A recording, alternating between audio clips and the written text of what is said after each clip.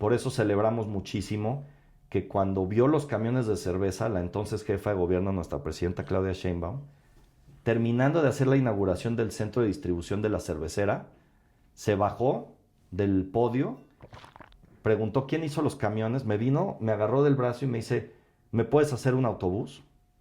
Increíble.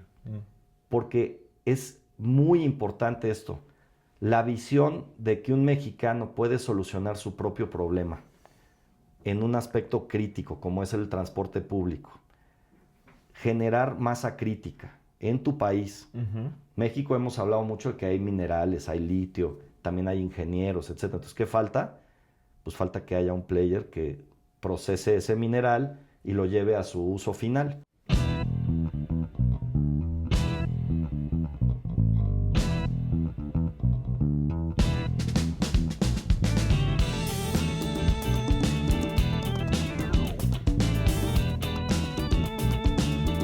Hola a toda la comunidad de Disruptivo, ¿cómo están? Yo soy Juan del Cerro y estoy en un nuevo episodio de Vósfera, la serie que en conjunto con UPS Foundation estamos haciendo para impulsar nuevas soluciones de innovación climática a diferentes ejes de negocio como la logística, el empaque, el retail y todas estas industrias que pueden generar un impacto increíble en el medio ambiente, obviamente en nuestro país, sobre todo si emprendedoras y emprendedores como ustedes deciden innovar para resolver la crisis climática a través de oportunidades de negocio.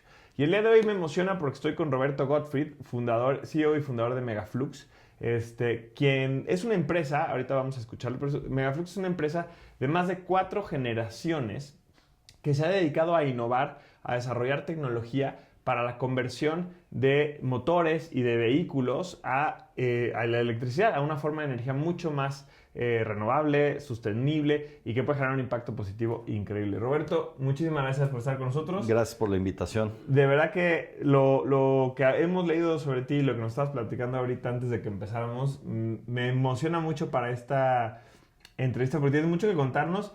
Y Megaflux y tú y tu familia están en realidad muy vinculados a toda la historia de la energía renovable en el país. Entonces vamos a llegar a ello, pero me gustaría que nos cuentes un poquito más qué está haciendo Megaflux ahorita, porque también sé que ha tenido varias etapas. Entonces, hoy se dedican sobre todo a transformar flotillas de vehículos, digamos, tradicionales de combustión a vehículos eléctricos, ¿cierto? Mira, lo que hace Megaflux es el diseño y fabricación de trenes motrices eléctricos. Entonces, una vez que tú tienes un tren motriz que puede mover desde una bicicleta eléctrica hasta un tractocamión, que es nuestro caso, empiezas a buscar metodológicamente áreas de implementación. Las áreas de implementación se evalúan por medio de un proceso que se llama TCO o un análisis de TCO, que es costo total de propiedad en inglés.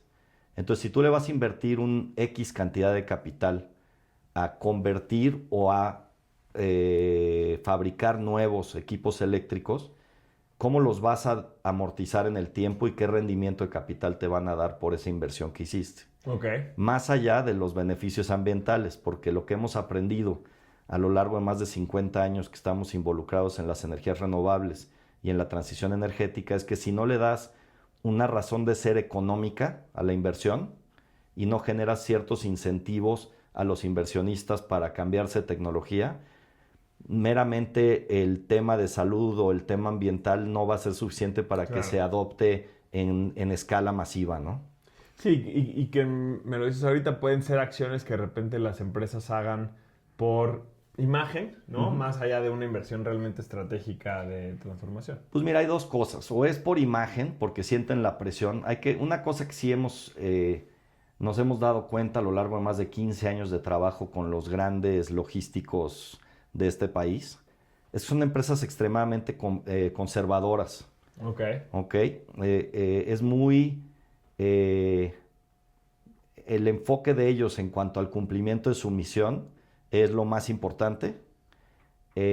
Primero viene el cumplimiento de la misión y después viene consideraciones ambientales, después vienen consideraciones de costo, inclusive muchos prefieren operar de forma, vamos a decir, un poquito ineficientes con flotas un poco más antiguas, pero lo importante es que los paquetes, las mercancías o el servicio se siga prestando, ¿no? Claro. Y se ve en ambos ámbitos del quehacer nacional, tanto en el transporte público como en la entrega de paqueterías, mercancías y entrega de servicios logísticos, ¿no? Oye, me parece esto muy interesante porque siempre acá tratamos de hablar de que, en este caso, la innovación climática, las empresas de impacto, pues no pueden solamente enfocarse en el impacto, tienen que tener claras estas dos dimensiones. Pero acá tú me planteas un análisis incluso más complejo, porque no solamente si los números dan, quizá o sea, las decisiones de negocio pueden ir hacia allá. Entonces, pero o sea, ustedes tienen bien medido que realmente sí es rentable para las empresas transformar sus flotillas, ¿no? 100%. O sea, háblanos un poco de los números. Una empresa no solamente ahorra emisiones de carbono, sino que también ahorra mucho dinero a la hora de transformar sus flotillas, su transporte a eléctrico. Entonces, cuando se banca en el débito de carbón, básicamente estás hablando de adquirir flota eléctrica o de transicionar tu flota eléctrica. Lo que hemos visto es que hemos corrido muchos análisis Ajá. y en muchos casos hay paridad de costos con el diésel, está muy cerca. Ok. En otros casos estás por debajo del costo en diésel. Pero luego viene la consideración más importante para todos los operadores logísticos. ¿Qué tan disruptivo va a ser el cambio de tecnología a mis actividades diarias, ¿no? Si estás hablando, dado que cada geocerca y cada centro de distribución no puede parar de operar nunca, ¿cómo vas integrando estas unidades eléctricas a modo que se sigue logrando la misión, seguimos facturando y seguimos haciendo felices a nuestros clientes? Porque si tú lo ves, pues el tiempo perdido en logística no es recuperable, Claro. ¿no? Y ellos lo viven todos los días, cada vez que hay una disrupción por lluvias fuertes o por contingencias ambientales y demás, ellos tienen que reorganizar toda su misión para luego ver cómo compensan o cómo recuperan ese tiempo perdido, pero pues dado que el tiempo es un recurso, hay 24 horas en el día y a veces no puedes entregar paquetes a la 1 de la mañana, 2 de la mañana, inclusive si tuvieras acceso a todas las cuadrillas de trabajadores para operar 24/7, hay muchos paquetes que solo pueden ser entregados en horarios, pues vamos a decir, laborales, etcétera, ¿no? Y esto, o sea, el reto acá es, digo, porque me lo platicaste antes, pero me encantaría que nos cuentes explícitamente. O sea, el reto es porque, digamos, si una empresa simplemente cambia un camión viejo por uno nuevo, pero es el mismo tipo de camión, pues no tiene que cambiar nada la infraestructura que tiene en su centro de distribución. No, siguen yendo a la gasolinera en los mismos horarios, exacto. el chofer sabe cómo manejarlo. Pues el cambio es como, el costo del cambio es prácticamente cero. Sin embargo, cuando sí se transforma a una flotilla eléctrica, sí hay más costos que son los que muchas veces pueden frenar esas decisiones. Hay más coordinación que tiene que llevarse a cabo. Ok. Y hay más planeación que tiene que llevarse a cabo. Entonces, en el caso de muchos de estos operadores logísticos grandes, es bien importante que inviertan en tener desarrollado un grupo de especialistas en electrificación, Ok. porque sí es bien importante. Y nosotros, al final de cuentas, es muy difícil ser tanto el proveedor como el consultor que le está diciendo, no te preocupes, todo va a salir bien, y luego las cosas salen mal. Como suele suceder en estos proyectos, de vez en cuando sucede. Sí, hay riesgos, claro. Y ese riesgo yo veo que es algo, después de hablar con muchos vicepresidentes de operaciones y mucha gente encargada de operaciones, pues es una preocupación real, latente, ¿no? Porque la exigencia en ellos es muy grande, ¿no? Son gente con responsabilidades muy fuertes. De ellos depende en muchos casos el flujo de caja de la empresa, ¿no? Si estás entregando refresco, pan o lo que sea, pues la camioneta tiene que salir, ¿no? Porque el dinero tiene que entrar al final del día y poner esa transaccionalidad en riesgo es algo que yo siento es el factor que más ha detenido que las empresas hagan saltos más grandes hacia su electrificación de flotas. Ok. Entonces, a ver, aquí nos estás planteando el por qué ha sido quizá complejo o lento el proceso de transformación. Hay riesgos, también hay valores muy claros, ¿no? Ahorro, reducción de emisiones. ¿Cómo han sido las conversaciones en las que las empresas con las que ustedes trabajan, porque además trabajas con empresas a nivel nacionales, cómo han sido las conversaciones en las que sí deciden hacer este tipo de inversiones? ¿Y qué factores son los que... Porque ya nos estás contando un poco los factores que pueden hacer que las empresas duden o se tomen más tiempo. Pero en los casos donde sí ya está funcionando...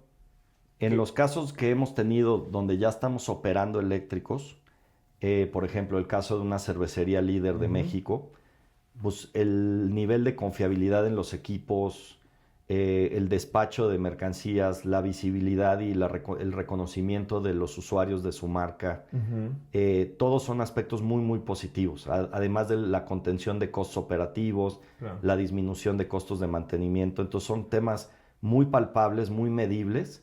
Y los primeros camiones que colocamos con esta cervecera, pues todos siguen operando. Estamos por cumplir 5 años de operación con ellos. Nosotros hemos estado ahí al pie del cañón para garantizar que inclusive sin las condiciones óptimas en términos de infraestructura y demás, por algunas limitantes que se dieron ahí durante el momento de la implementación, hemos mantenido siempre operando la flota y con buenos resultados de operación. Pero más importante, con la retroalimentación de si tuviéramos que arreglarle 2 o 3 cosas, ¿qué haría que ya todos los aspectos de esta implementación tecnológica estuvieran planchados, ¿no? Estoy harto que pido un producto sustentable, increíble, pero me llega en un empaque lleno de basura, plástico y cosas de un solo uso. Afortunadamente, empresas como UPS, que son parte de los que impulsan Bósfera, están creando soluciones para envíos y logística más sostenible, para que si tú eres un emprendedor social o sustentable, tu cadena de logística también lo sea. Escúchate la conversación que tuvimos con nuestros aliados de UPS que nos cuentan prácticas que puedes tú también implementar en tu negocio. Pero primero me encantaría contar algún ejemplo. ¿Conoces algún caso de cliente de UPS que ya haya implementado, ya haya adoptado pues alternativas o acciones para tener envíos más sustentables? Claro, mira, UPS tiene un gran compromiso con el medio ambiente. Por lo tanto, a nivel mundial tenemos muchos clientes que han estado adoptando diferentes soluciones y diferentes medidas para ser sustentables. Un ejemplo que tenemos es Citizen Wolf en Australia, que es un cliente que no quería dejar de hacer sus envíos bajo su propia filosofía de conservación del medio ambiente. Entonces ellos utilizan UPS Carbon Neutral, que es una opción que nosotros tenemos para nuestros envíos con una baja emisión. Esto ayuda a disminuir su huella de carbono.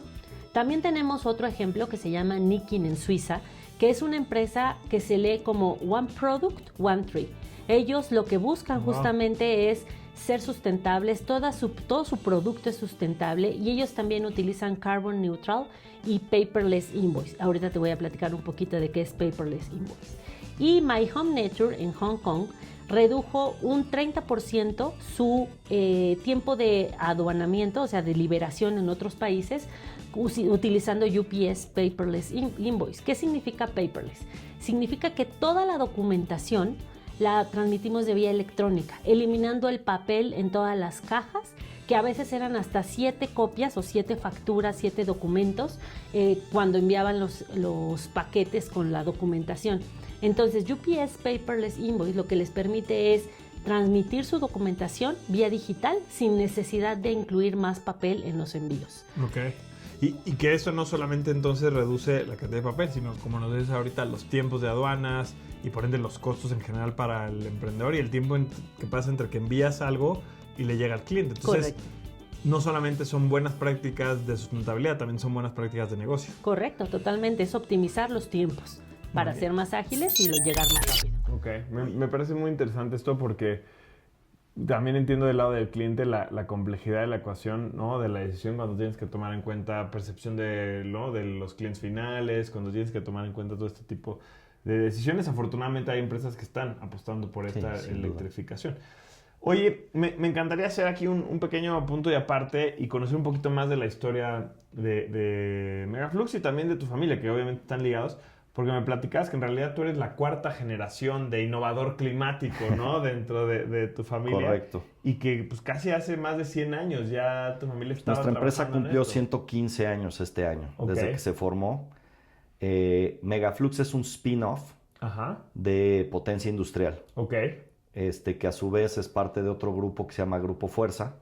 Y Grupo Fuerza proviene o se origina del Henry William Gottfried Company, que esa es la primera que se formó en 1910, que siempre ha estado dedicada a la electricidad, a la implementación de la electricidad en sus distintas modalidades, que son muchas.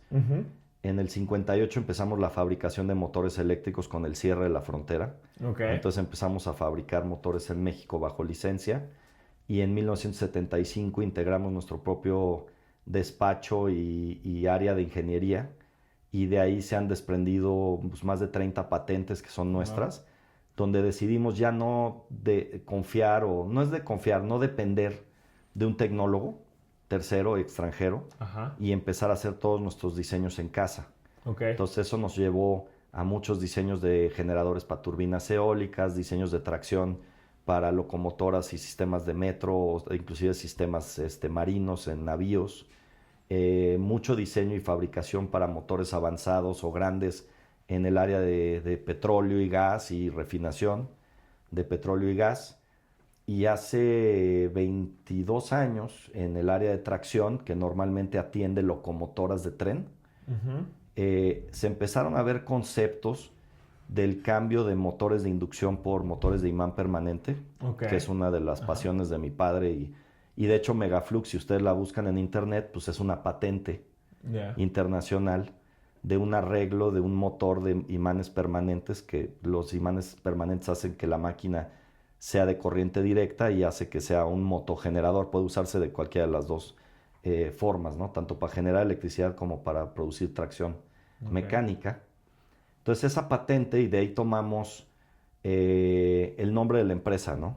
Decidimos que íbamos a usar este motor, esa patente, que es considerado uno de los motores de más alta eficiencia del mundo, para que fuera pues valga la redundancia, el motor que mueva la iniciativa de electromovilidad con baterías. Ahora, también hay otro aspecto bien importante del proyecto Megaflux, que fue la participación de Potencia Industrial en la iniciativa Prodetes. A ver, cuéntame. Prodetes es un premio que otorgó la Secretaría de Energía hace 2 sexenios con recursos del Banco Mundial, y estaban buscando hacer inversiones disruptivas que aceleraran pues el diseño, la innovación de tecnologías limpias y tecnologías nuevas. Entonces, derivado de haber ganado el premio Prodetes, entre muchos otros concursantes, construimos junto con el Instituto de Ingeniería de la UNAM, la participación de la UAM y otros institutos, el laboratorio de baterías o fuentes calibradas de corriente directa más grande de América Latina. De hecho, en nuestra carta de liberación del Banco Mundial nos dicen que es uno de los proyectos más relevantes en los que ha tenido gusto de participar el banco en América Latina.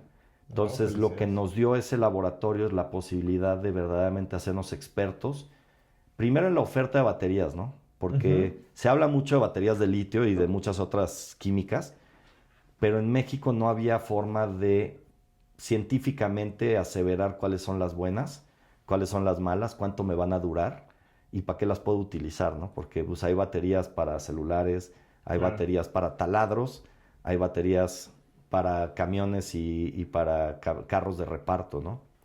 Entonces, dentro de Megaflux diseñamos 2 iniciativas, y esto es derivado exclusivamente del análisis matemático. Tenemos una empresa, un joint venture que se llama Quantum Motors. Quantum hace vehículos pequeños eléctricos. Ahí pueden ver mucho en redes sociales. Uno de ellos lo manejó durante un tiempo el secretario Ebrard, porque cuando era canciller fue a Bolivia y se subió con uno de nuestros socios en uno de los carros. Que Quantum tiene presencia en 9 países de América Latina, donde comercializamos estos microcarros. Sí, de hecho se fabrican en Cochabamba. Tenemos una fábrica en Cochabamba, Bolivia, y se fabrican los Quantums. El vehículo que él se subió se llama un E4, que es un pequeño vehículo de 500 kilos, eléctrico para 3 personas. Y ahí estuvo dando vueltas por los cerros de La Paz con Evo Morales y le fascinó el carrito, llegó a México, nos pidió uno y durante un tiempo, de hecho, llegó a ser trending topic en México, él manejando a las mañaneras por eje central en el carrito miniatura, ¿no? Perdón que te interrumpa un poquito, pero esto que nos cuentas y esta historia que me platicas me deja muy claro, sobre todo estas últimas iniciativas, que ustedes han apostado siempre por el desarrollo de tecnología aquí, ¿no? El desarrollo de tecnología en México para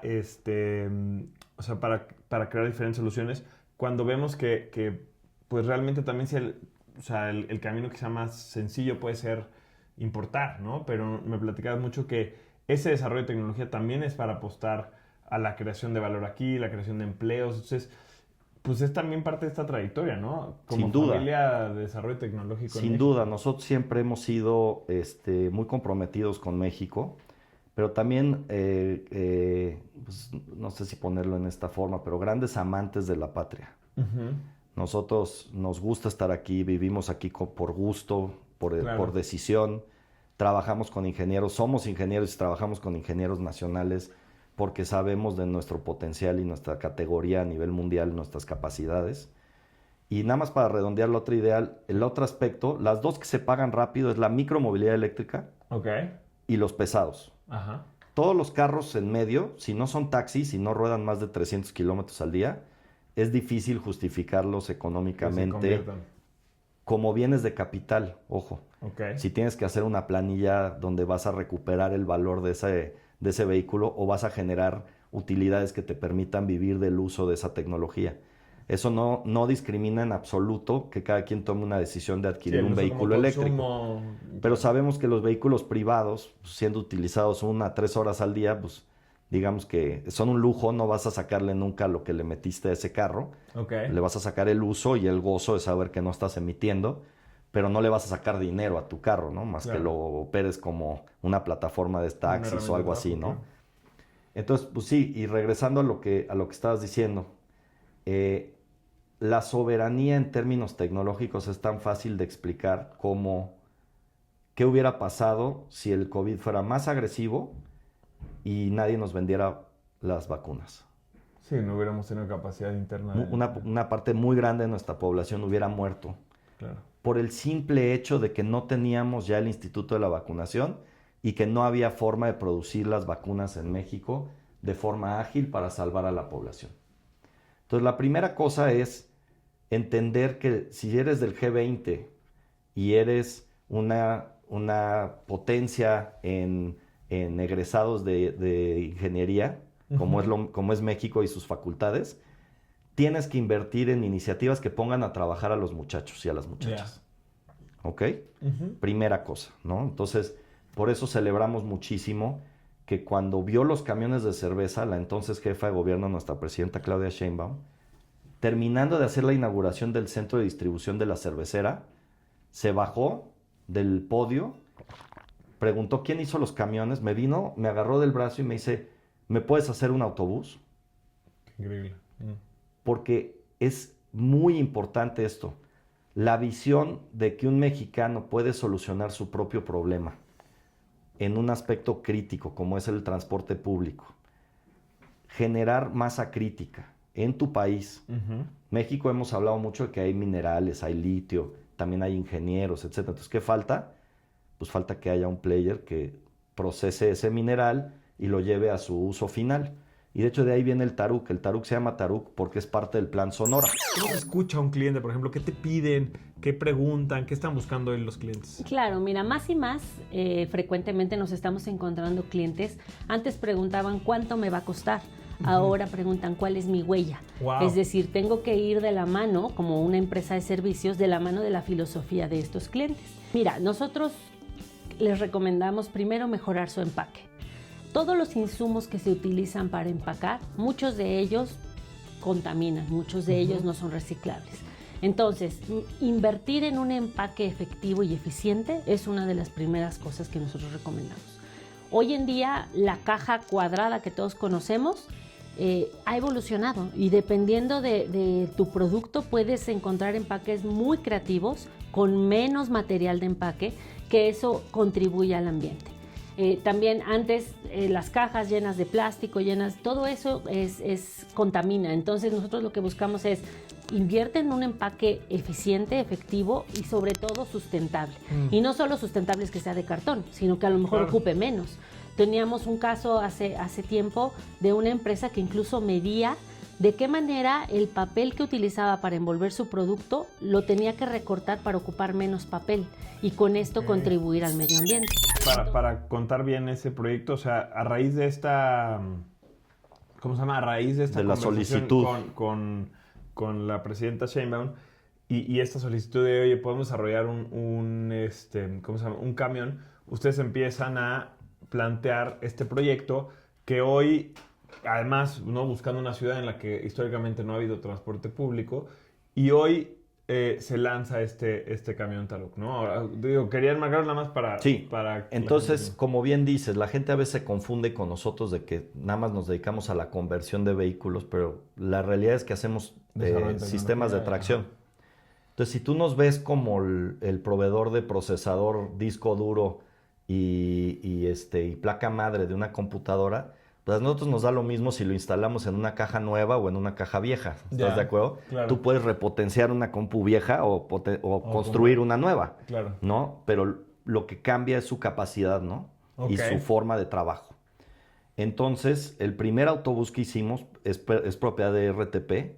Ok. Es un autobús que es del 2017. Le arrancamos todas las tripas de diésel y lo hicimos eléctrico y ahí está. Y está operando muy bien. Derivado de eso y de que recibimos esa solicitud, nos invitan y que tenemos el laboratorio que te comenté, nos invitan a estar ahí escuchando en una reunión de Litio MX. Ok. Y el presidente López Obrador lanzó una pregunta muy interesante al Pleno y dice, a ver, ¿cuál es el mejor uso del litio de los mexicanos para los mexicanos? Todo el mundo se quedó callado, pensábamos que íbamos a una reunión de minería, ¿no? Ya. Entonces yo levanté la mano y dije, sin duda el transporte público. Porque si tú piensas o visualizas una línea donde tú vinculas la mina con el uso final en el transporte público, pues el litio que se extrajo de tierras mexicanas utilizada en mover a más del 50% de la población de nuestro país que lo usa todos los días, pues es un muy buen uso de un Claro. recurso natural nacional, ¿no? Que ahí además, o sea, conectando, uno está esto que dices del uso del mineral, pero regresamos a lo que decías antes de donde los vehículos eléctricos son realmente rentables. Y de ahí ¿no? viene, En el uso entonces pesado. recibimos la solicitud de construir un autobús nuevo. Entonces nos vinculamos con DINA y diseñamos de cero Ok. el Taruk. El Taruk es un vehículo nuevo, sale de fábrica ya eléctrico, desde el principio fue concebido para ser eléctrico. Todas las decisiones de ese autobús son para que sea eléctrico y Ok. no hay otro modelo, de hecho. Entonces ese es el autobús que vamos a implementar ahora en Chetumal. Ok. Entonces, siguiendo el liderazgo de la presidenta y del secretario Ebrard, hemos hablado con la gobernadora Mara y se está cerrando ya el convenio para electrificar Chetumal. Entonces, esto es muy relevante porque Chetumal nunca tuvo transporte público, nunca formal. Ujú. Entonces, vamos a estar dándoles un transporte que hace muchos años están esperando la gente de Chetumal. Pero no solo se les va a dar el transporte público, se les va a dar eléctrico. Y no solamente va a ser eléctrico, sino que va a estar alimentado por un parque fotovoltaico. Entonces, verdaderamente es un ejemplo de implementación tecnológica nacional integral Ok. para solucionar un tema bastante importante, que es darle transporte público a una ciudad que tiene más de 150,000 personas. Y estos 66 autobuses van a debitar anualmente 2.500 toneladas de diésel. Esto es equivalente Increíble, sí. a 915,000 litros de diésel anuales. Ok. Y la otra cosa que es bien importante es que ahorita... Eso es con un autobús. No, esto es con los 66 que Perdón, vamos perdón. a meter Ya, todo el ok. sistema. Ok. Y como nace con su planta fotovoltaica, pues a 25 años va a ser un sistema libre de emisiones. Vamos a decir que le cambiamos las baterías 3 veces en 25 años o cambiamos los autobuses Ujú. una vez. Va a ser un sistema sumamente sustentable. Y dejarles otra de las ideas. Si la flota de diésel en México en media tiene 18 años de edad, y esto es muy relevante en el transporte público, hay cientos de miles de autobuses operando en México, cada vez que se decide modernizar una línea con diésel, se pierde la oportunidad de que se haga eléctrica por 15 años. Por 15 años, claro. Sí, porque si ahorita compras un camión, no lo vas a renovar en 1 o 2 años por Correcto, eléctrico. O sea, te correcto. comprometes a usarlo. Y son las razones por las que ha proliferado, si tú ves en todas las economías del mundo que han adoptado fuertemente la electromovilidad, siempre nace por el transporte público. Ya. Entonces hay un incentivo gubernamental para el tema de emisiones y cumplimiento con acuerdos de París y demás. Hay un incentivo también de salud pública. Los usuarios, quienes hemos ido a una terminal de autobuses o de camiones, cuando hay 20 o 30 camiones prendidos Claro. y tú estás caminando entre ellos, se percibe y se siente de forma muy palpable que estás inhalando diésel mal quemado y que hace daño, ¿no? Que te está haciendo, te está mermando tu salud en cierta medida. Y la otra es que los vehículos eléctricos se pagan en kilómetros. Ok. Los vehículos eléctricos son entre 7 y 8 veces más económicos por kilómetro que sus contrapartes de diésel. Y las rutas en transporte público normalmente son de más de 150 kilómetros diarios, todos los días. Y también la concesión te obliga a rodar esos kilómetros. Okay. Entonces, pase lo que pase, tú tienes que dar tantas vueltas en un horario. Entonces, sabemos que ahí se logra de forma... En el caso del Taruk hemos visto implementaciones donde llega a ser 28% más económico usar eléctrico a 10 o 15 años que usar combustión. Yeah. Entonces, si se suman todos esos beneficios, ¿cuál sería la objeción? Claro. Estás hablando de industria nacional, soberanía tecnológica, integración de cadenas de suministro, desarrollo tecnológico, para algo que tenemos que entender los mexicanos. Comprar algo que te traen de fuera, pues está bien porque es una forma de empezar. Ajá. Cuando no existe en tu país. Sí. Y revisas la adopción, hay muchas cosas que puedes validar. Hacer todas las mediciones, que desarrollarlo. Ajá. Pero yo siempre digo, ¿no? O sea, ¿qué le vamos a aprender a un país como China que todo mundo adora, cómo crece doble dígito? Y me acuerdo los últimos 15 años venimos diciendo, no, ¿ya viste? China creció 14% el año pasado su economía. Bueno, ¿en qué momento vamos a despertar los mexicanos y decir, oye, la transición energética supone una de las oportunidades históricas de crecimiento más grandes que hemos tenido como mexicanos? Porque si nos comprometemos con el cambio, si nos comprometemos con el desarrollo tecnológico, si nos comprometemos con la integración vertical de estas tecnologías, que alguien a mí me venga aquí a decir una cosa negativa que viene, que se origina de tener eso como principio rector de la economía nacional y ir de forma humilde, honesta, cambiando un sistema a la vez, un centro de distribución a la vez, una línea de autobuses a la vez, propiciando la competencia. En China estuvo tan dura la competencia que hay más de 25 marcas de buses. Wow. ¿No? Pues cada estado se hizo la suya. Claro. Y al final, pues sabes que pues, van a ganar las mejores, ¿no? Porque unas van a terminar siendo más eficientes o mejores. Pero propiciar esa competencia positiva, propiciar que en tu país haya esta visión, ¿no? De desarrollo tecnológico, de mejora de las cosas. Pero más importante, hay una cosa que trae la soberanía que creo que también la gente subestima muchísimo, que es el empoderamiento que viene de solucionar un problema por ti mismo. Claro. Y de trabajar en equipo, que verdaderamente es algo que nos ha hecho mucha falta por mucho tiempo. No ha habido, y el Taruk, la verdad es que lo ejemplifica de una forma muy sintética. Aquí participó el entonces CONACYT con sus institutos en Querétaro, participó la UAM Xochimilco y la UAM Iztapalapa con sus electroquímicos que son entre los mejores del mundo, participó el Instituto de Ingeniería de la UNAM, participó la Academia de Ingeniería de México, todos los grandes ingenieros de México lo avalaron, inclusive nos dieron el premio nacional que se llama Hitos a la Tecnología Nacional, como una innovación verdaderamente benéfica y de muy alto nivel. Yeah. Tenemos al gobierno de la Ciudad de México que en ese entonces nos empujó y tenemos al gobierno federal que al día de hoy nos sigue teniendo como una de sus iniciativas. ¿Qué diría yo? Pues tenemos que hacer más. Claro. En México tenemos todas las fábricas de camiones y autobuses que quieras y lo que faltaba era este componente tecnológico. No había un motor eléctrico hecho en México, no había un arnés para un motor eléctrico hecho en México, no habían drives programados y software y firmware y diseño eléctrico programado para la gestión de un vehículo eléctrico en México. Y ciertamente hoy no producimos celdas de litio en México. Ajá. Pero si no generamos bajo una política pública, empresarial y política la adquisición de estos bienes con altos niveles de integración nacional, nunca vamos a convencer a nadie que venga a invertir en México a hacer baterías. Y hoy por hoy, ustedes díganme, ¿qué transición energética puede llevarse a cabo sin sistemas de almacenamiento? Claro. Imposible.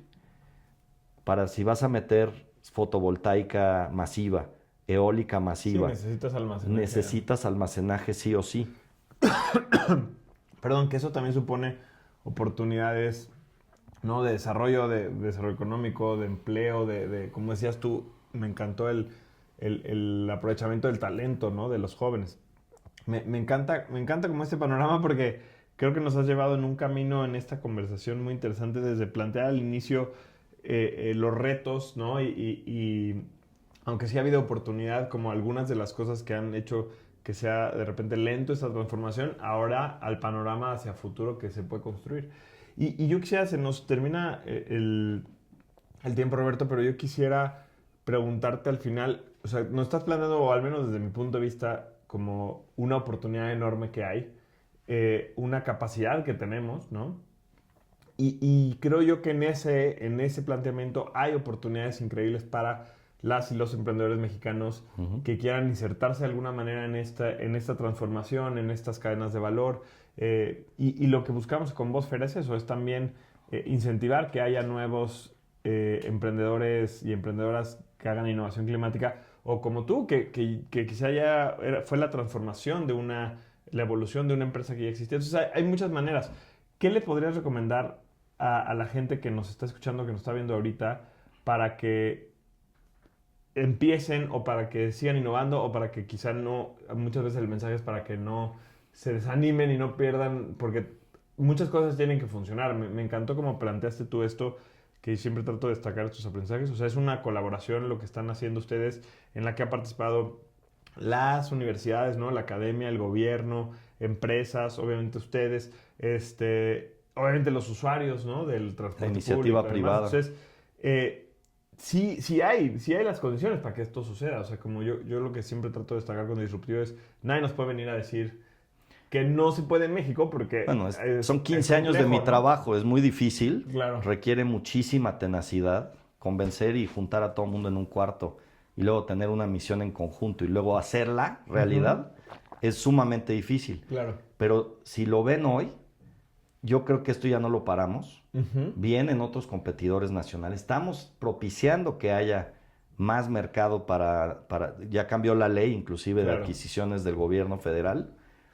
Y hay muchas encomiendas todavía pendientes, ¿no? Si te vas por el lado de semiconductores y microprocesadores y demás, hay muchísima electrónica de potencia y temas de control y de software que se tienen que exponencializar en México, que tienen un mercado gigantesco, principalmente si piensas en toda la automatización industrial que viene a nuestro país y de nuestro lado todo lo que son el manejo y control de sistemas de tracción avanzados. Hay muchísimo que hacer en el área de reciclaje y preparación de los materiales que ya se van graduando, ¿no? Tenemos que hacer conciencia. Ahorita estuvimos en este formato ya sabes que le presentas a unos empresarios y nos pidió la Secretaría de Economía que lo hiciéramos. ¿Cómo se llama? Ahorita me acuerdo cómo se llama su programa, pero lo televisaron y todo. Y el que presentó antes de nosotros tenía una iniciativa padrísima para escanear residuos electrónicos, y el AI que él tiene, que él ha desarrollado, te dice aproximadamente qué materiales están ahí y qué puedes recuperar y qué puedes reciclar. Entonces siempre cuando tú vas a innovar es bien importante ubicar el qué, ¿no? Entonces si tienes un montón de desechos electrónicos y lo escaneas, pues por lo menos sabes que el qué es, hay tanto estaño, tanto aluminio, tanto cobre y tanto litio, y etcétera. Entonces ya sabes hacia qué vas, ¿no? Y sabes si tiene una rentabilidad posible o no, si lo puedes mover a un centro de reciclaje en Estados Unidos o no.